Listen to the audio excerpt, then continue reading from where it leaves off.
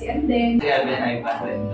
Hi, I'm Kylie. Hello, I am Zoe. Ay, ako pala si Ken. Hello, I'm Zoe. Ako po si Lizette. Hello, I'm Hannah. Hi, ako nga pala si Ivy. At ako naman si Grace. I'm Ivy, Adila, at ito ang aking kwentong tatay.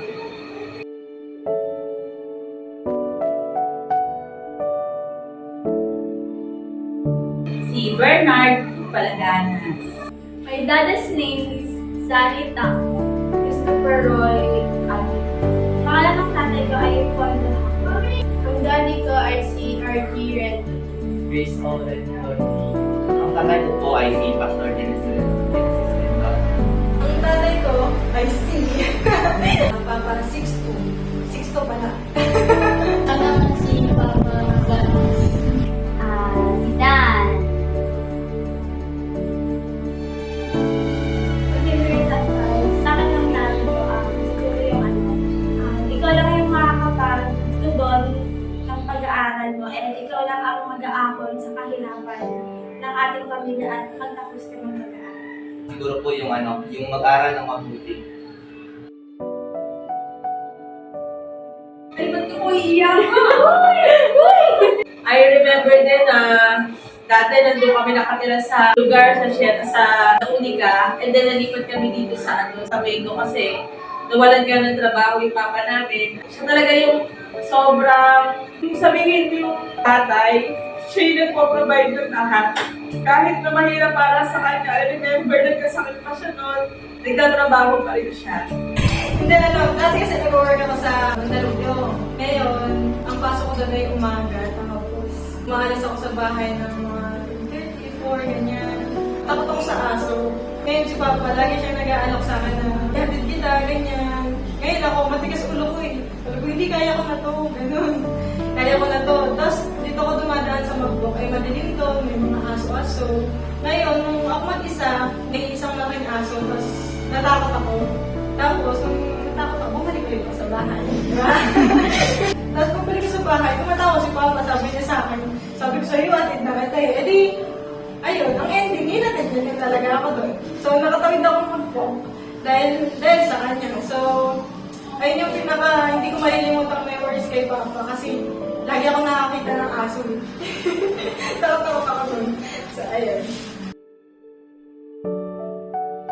All in kasi sobrang hardworking niya na tatay kasi umulan kumagyo, ayun, papasok yun sa trabaho para mapag-aral kami and hindi siya pumapayag na patrabaho si mama or ako. Sobrang na-appreciate ko yun na sobrang chill dad niya tapos binibigay niya yung buhay niya sa amin, yung sakripisyo niya bilang tatay. Para sa akin, all around si Daddy kasi siya yung nag-aalaga sa amin, nagluluto, tapos inayos niya yung mga gamit na nasisira namin, pati tinutulungan niya ako sa mga assignments and project process. Ano ba ako? Masipag. Yun lang. Ako naman dinescribe ko si Papa as all around dad yun. Kasi sa bahay parang dami namin sa kanya, parang nagde-depend kami sa kanya sa mga di namin magawa.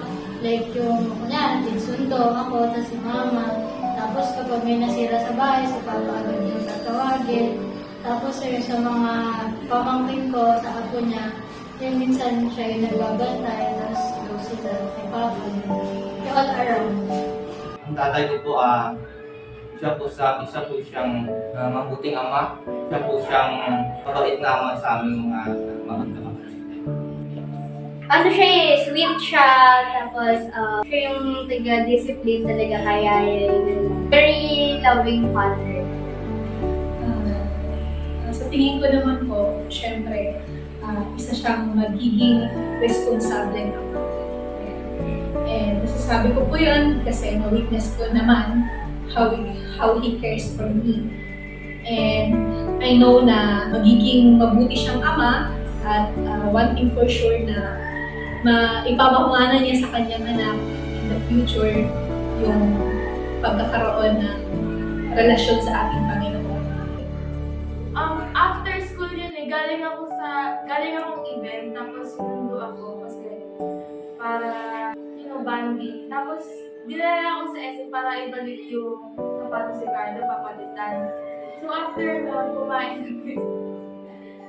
Tapos, pinili niya yung gusto ko. So, parang feel ko like, best memory siya para sa akin.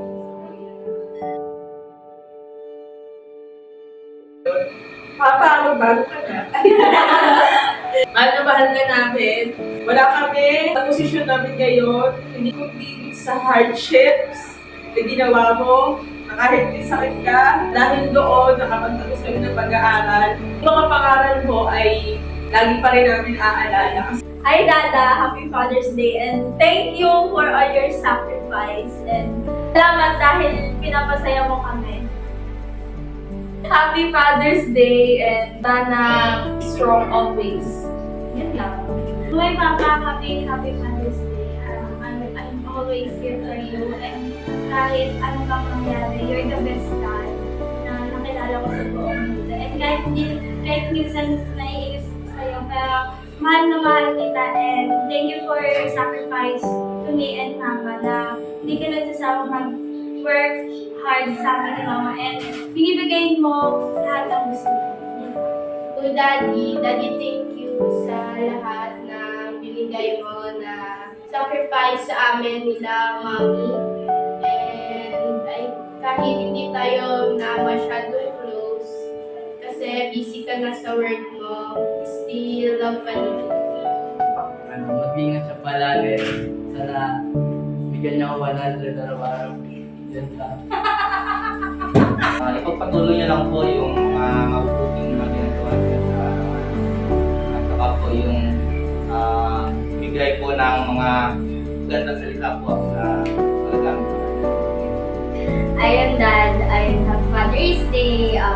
Thank you sa lahat-lahat. Ayun yung may nabasa nga ako lately na sabi doon, who you marry matters. So ayun, I'm blessed na ikaw yung binigay sa akin ng Lord para maging tatay ng anak ko natin. Ayan, kasi sobrang love na love mo si Yayay, kami yung little family natin. And syempre sabi nga, nagsisimula yung pagiging great father by being a good and responsible husband. Sana more sana all ganyan kasi complete package na yung aming dad sa bahay. I just wanna say thank you for all the love, yung patience mo. Papasalamat ako sa Panginoon na pinagkaloob ka niya sa akin. Hindi ka lang asawa, all-in-one ka eh. Ayan. Isa ka ding spiritual leader sa akin. And gusto ko lang magpasalamat sa iyo dahil ikaw ang magiging future tatay ng anak ko. Ayan. And gusto kong malaman mo na I know na marami tayong pagdadaanan. But handa akong suungin yun kasama ka with the help of our God. Happy Father's Day! Ako makikinig naman na mahal kita, mahal ka namin lahat. At I know na sobrang inspiration ka sa lahat. Lagi namin na-appreciate yung mga efforts mo sa bahay, sa mga kung ano-ano, kung kahit ano yung mga naiisip nyo naman magawin, yung pintura, kung ano-ano. Okay lang yun. Kasi wala naman talaga kayong magawa, di ba? So ayun, basta mahal na mahal ka namin. Ayun, lagi kang nasa aming puso. At nag-iisa ka lang na lalaki na sa buhay ko. Ben, nasa ka, Ben? Panood ka ng live. Ano panood mo? Ayun, thank you sa lahat. Ayun, sa sacrifice din na alam ko mahirap yun yung tumira ka na malayo sa family mo. Pero ayun, matawid yung mga experiences gano'n. Thank you sa efforts mo din. And yun nga, yung pagiging all around mo na meron kaming tatay na doon kami nagde-depend sa